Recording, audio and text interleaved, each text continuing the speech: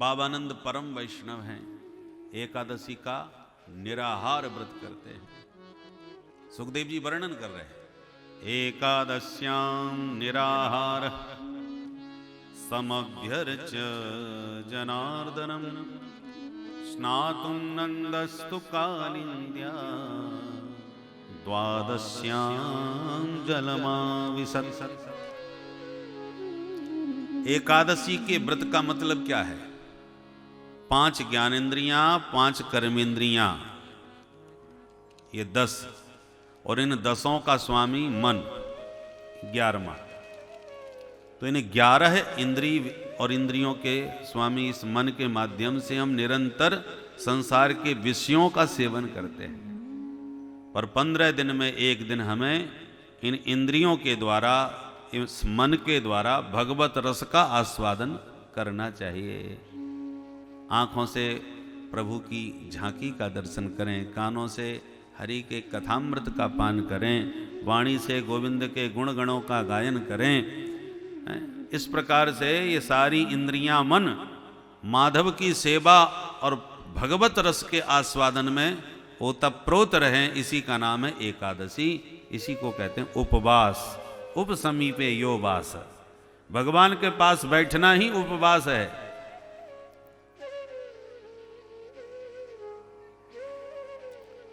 उपवास का मतलब है एकादश्याम निराहार, निराहार रह करके व्रत करना चाहिए। सर्वोत्कृष्ट व्रत तो यही है। इन इंद्रियों को कोई भी आहार न दिया जाए। व्रत, संयम। अब कलिकाल में यही एकमात्र तप है, और तो तपस्या करने कोई जाता नहीं। तो 15 दिन में एक बार थोड़ा संयम करके तप करके देखो, निराहार। आप कहोगे हमको तो डायबिटीज है, कोई कहेगा हमको ये समस्या वो समस्या, हम भूखे रह ही नहीं सकते।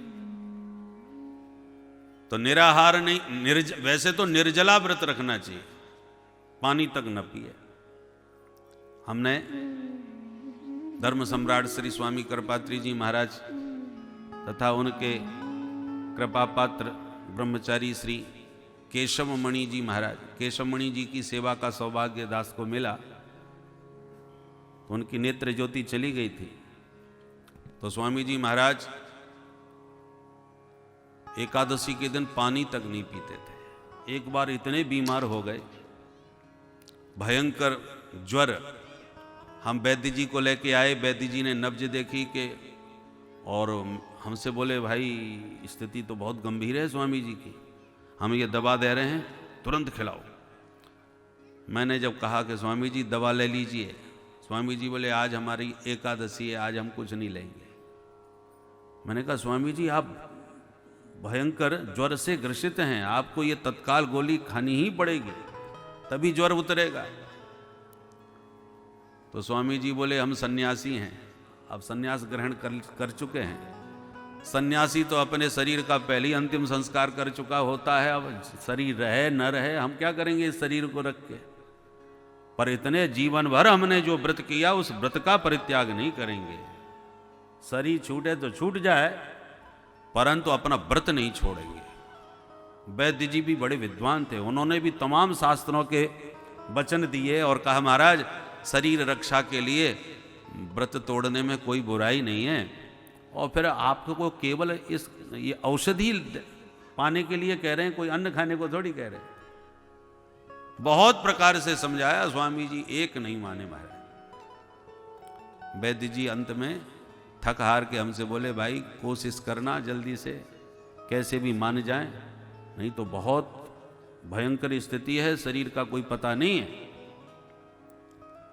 हमने स्वामी जी को बहुत अकेले में भी समझाया, परंतु स्वामी जी टस से मस नहीं हुए। तो हमने कहा स्वामी जी की जैसी मर्जी, ज़्यादा दुराग्रह नहीं कर सके। प्रणाम करके हम तो चले गए विश्राम करने। सवेरे आके देखा तो स्वामी जी नहाए धोए आराम से अपना संध्या वंदन कर रहे थे, और बिल्कुल पूरी तरह से बिल्कुल स्वस्थ थे, कहीं कुछ नहीं, कोई बीमारी नहीं। ऐसा आत्मविश्वास, ऐसे संकल्प की दृढ़ता हमने उन महापुरुष में देखी। तो कहने का तात्पर्य यह है कि उत्तम व्रत तो यही है कि निराहार रहा जाए। एकादश्याम निराहार। नंद बाबा भी निराहार व्रत करते थे। निराहार, निर्जला न रह सके तो सजला कर ले, सजला भी न बने तो सफला कर ले। भाई पानी पी ले, पानी से भी काम न चलता हो, कुछ भी पेय पदार्थ, जूस पी लो, फिर भी बात न बने तो फलाहार कर लो। भाई फलाहार का मतलब फलों का आहार, और फलाहार के नाम पर हम लोग करते हैं फुलाहार। बोलो राधे राधे। जिस दिन सबसे ज्यादा माल छने समझ लो कोई व्रत है। रबड़ी भी घुट रही है, तस्मई भी बन रही है और पूड़ी भी छनछनाए रही है। क्या मामला है भाई? बोले साहब आज हमारा व्रत है, भोजन तो करना नहीं है, बस थोड़ा सा फलाहार की व्यवस्था चल रही है। और फलाहार के नाम पर इतने आइटम बन जाते हैं कि बस पूछो मत, और सब फलाहारी होते हैं। ये भी बात सही है। एक बार छामनी सरकार के यहाँ कथा हो रही थी अयोध्या में, एकादशी आई तो छामनी सरकार पूज्य चरण श्री नत्थ गोपाल दास जी महाराज आकर के बोले चलिए पारासर जी आज दाल रोटी खवाते हैं आपको। मैंने महाराज आज तो एकादशी है। बोले हमारी भी तो एकादशी, हम भी तो वैष्णव हैं। तो हम चुप रह गए। मैंने ठीक है महाराज। तो बढ़िया दाल रोटी कढ़ी चावल सब चकाचक और सब फलाहारी। हमने पूछा महाराज ये कैसे बना, ये कैसे बना, और सब बताया, और सब फलाहारी ही था सच में। तो भैया फलाहारी हर चीज उपलब्ध है। तो उत्तम तो यह है कि निराहार किया जाए, न बने तो फलाहार किया जाए।